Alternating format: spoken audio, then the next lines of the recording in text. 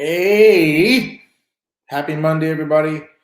I know we are starting off yet another amazing week, but today, what happened was we did the podcast the other day. At the end, we had a listener or viewer go ahead and ask about how to deal with stress on calls. He's a new paramedic and he's finding that he's not really 100% sure of himself while he is assessing patients.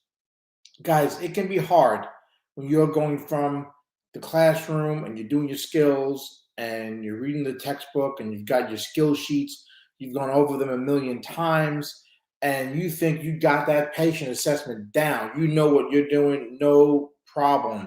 Then you get out in the field, you got a real person in front of you, a pediatric, geriatric, maybe a agitated patient, whatever it is, that now you have to go ahead and assess.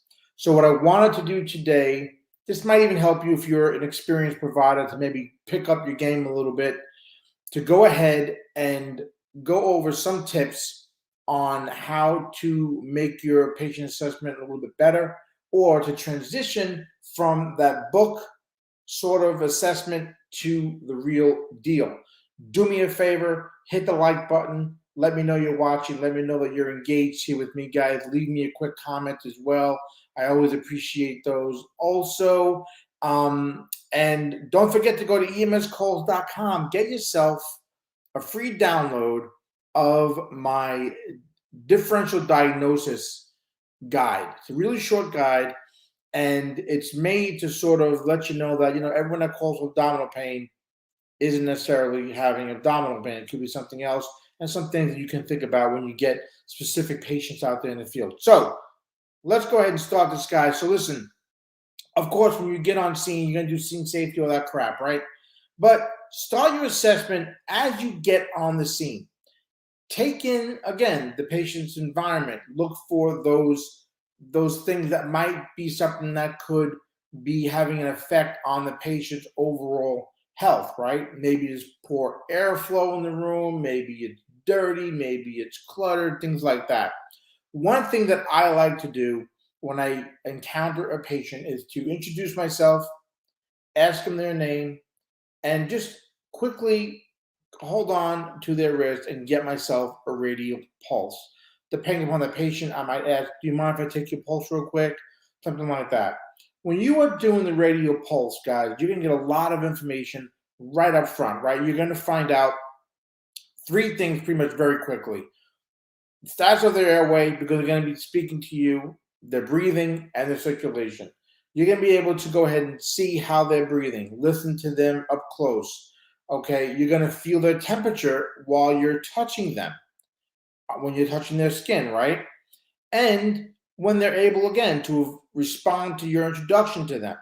All right, and that's going to also help you establish a little bit of their mental status as well, getting sort of just a little bit of a baseline, for when you first encounter the patient.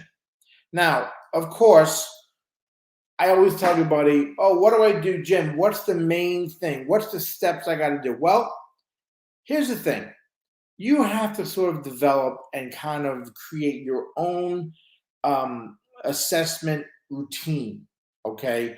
Like I mentioned in the beginning of this little show here, the textbooks, the lectures, the skill sheets, they can show you the steps, right? The steps of that patient assessment. But as you get into working out in the street, on the ambulance, you're going to want to develop your own sort of little assessment routine, all right? And kind of developing your own sort of muscle memory, okay, so that when you get on scene, you'll have your own little system going on. And that starts, of course, when you're doing your simulation stuff, your skills, your hands-on skills, stuff like that. But it will improve with experience as you develop your own sort of routine, okay? And you will notice, even you might have even already noticed, that when you've done clinical rotations and things like that, that other paramedics, other EMTs that are experienced are doing assessments a little bit differently. They kind of have their own little flow, how they talk to patients, what they do first.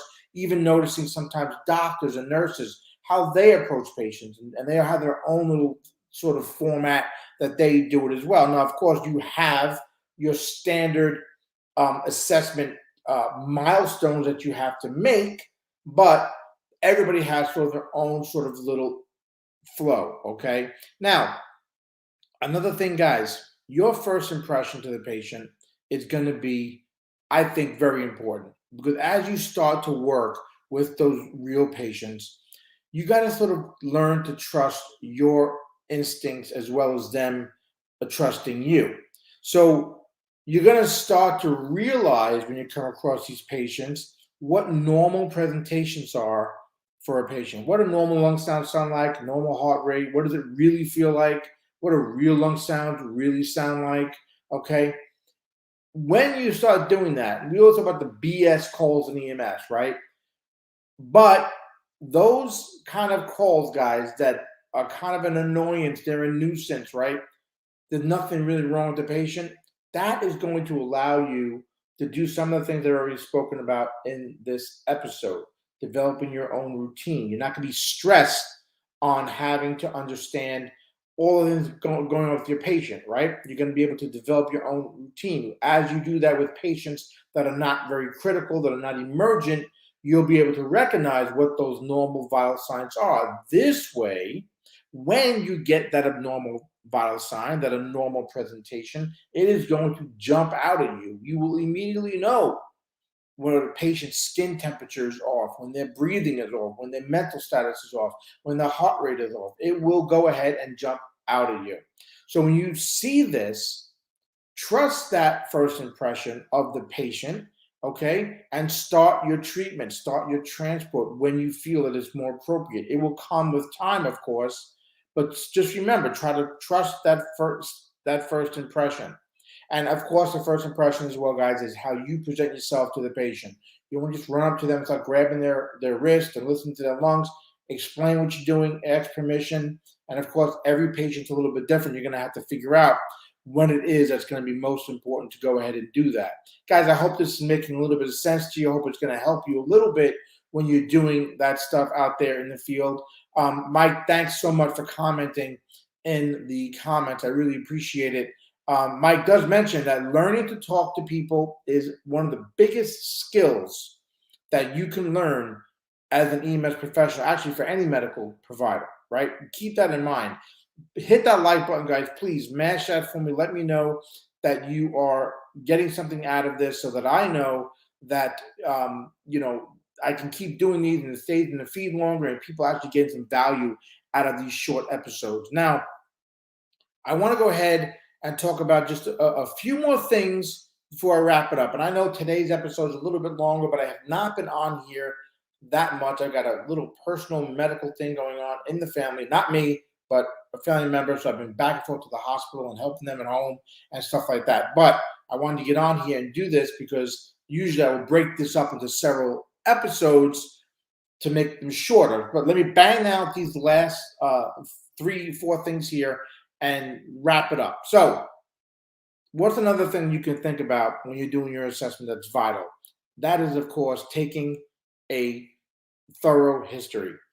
When your patient is conscious and responsive, very simple thing, right? You can get the interview process, you can get it going between you and the patient, not a problem. But when the patient's unconscious, they're unresponsive, they're have an altered mental status, now is when you got to sort of encourage bystanders, family members, things like that, to answer as many questions as possible as your assessment, as your physical assessment is performed, right? Because sometimes all you might have around you are, a bystander to help you with the physical assessment. It might just be the patient surrounding, like I mentioned at the very beginning about it being in a bad airflow or being dirty or cluttered, right? That might only be the only thing you have to help you with your patient history and your patient assessment. You have to look for sort of those clues that's going to give you sort of some insight into what might be happening with the patient's current issue. Okay. Guys, one thing that I know in school, on exams, we see all the time on skill sheets is the AFPU scale, right? And this is a very big part of your ongoing assessment, right? Is the patient alert, voice, pain, unconscious? Where do they fit? And this scale is going to provide you with a lot of information right up front. But what you need to do is, as you're doing your assessment, is to continue to ask questions to make sure that that AVPU scale is not changing. All right. If it's improving, great. If it's going down, start thinking about things that you might be missing that is causing the patient's mental status to go down a little bit. Guys, this goes on with my little field guide here, the little emscalls.com. It kind of goes along with that, right? This next tip is the diagnose part. Our diagnosis as EMTs or paramedics is always never the final say, unless it's definitive, right? The patient's dead, okay? But when you assess a patient accurately and you sort of get that formation in your head, what that initial diagnosis can be, it's going to help you learn as well when you miss things, if the ER is doing it differently, if the emergency department finds something different that you might have missed. Maybe it was obvious, or maybe it required them to do blood work or something like that, and then they found it. So after a call, guys, this is something I push with TurboMedic and doing it online or asking the ER doc. After the call, do some research into the symptoms, what was the patient presenting with, follow up with the ER personnel, and find out what happened. Was it the same of what you suspected? And I tell people that are members over at TurboMedic do the same thing. You have a difficult call, open up TurboMedic, sign in, and do some research on the content, on the patient assessment, on their skills, on their signs and symptoms. Did you get it right? It will help you learn and grow, increase your knowledge, move that knowledge needle just a little bit, right? And it's going to help you be a better provider.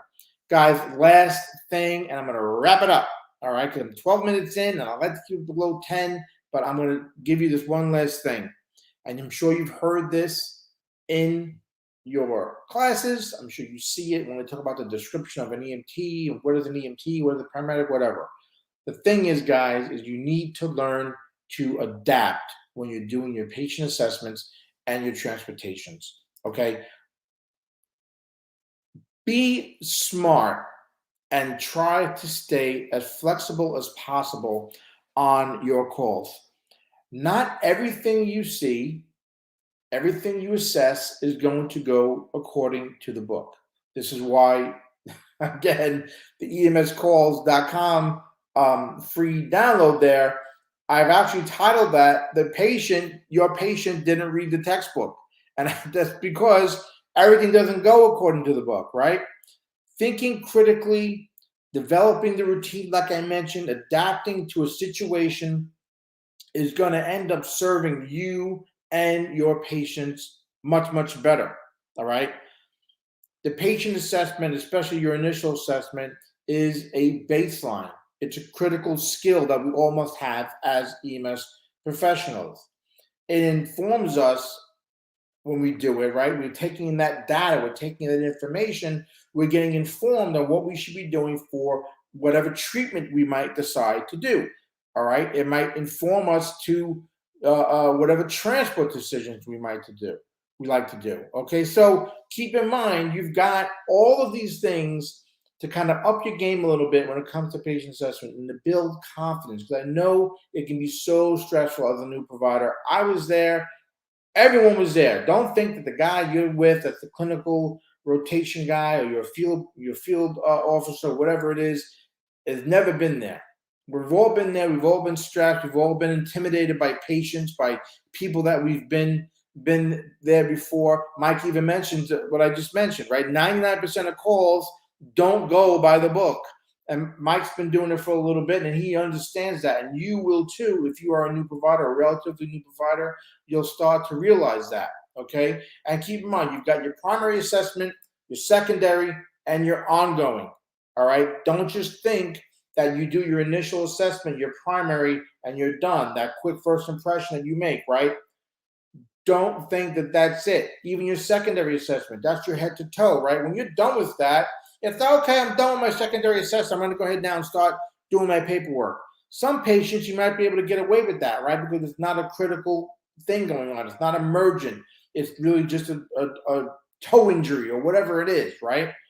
But a lot of patients, guys, and most patients, I'm going to tell you not to let things slip through the cracks. I've been there where I've seen it happen. You've got to do your ongoing assessment because this is where you're really monitoring changes in your patient's condition, whether it's positive or negative, okay?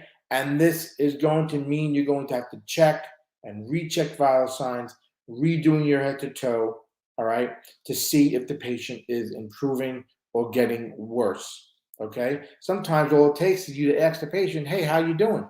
You feeling any better? You feeling any worse? Sometimes that happens, all right? Mike, thanks so much, Mike, for making some comments in the chat. I really appreciate it. One thing Mike says is take some time to get comfortable in your own skin as a paramedic or an EMT, right? And not to get complacent. Like I just said, that ongoing assessment. Don't get complacent. Complacent.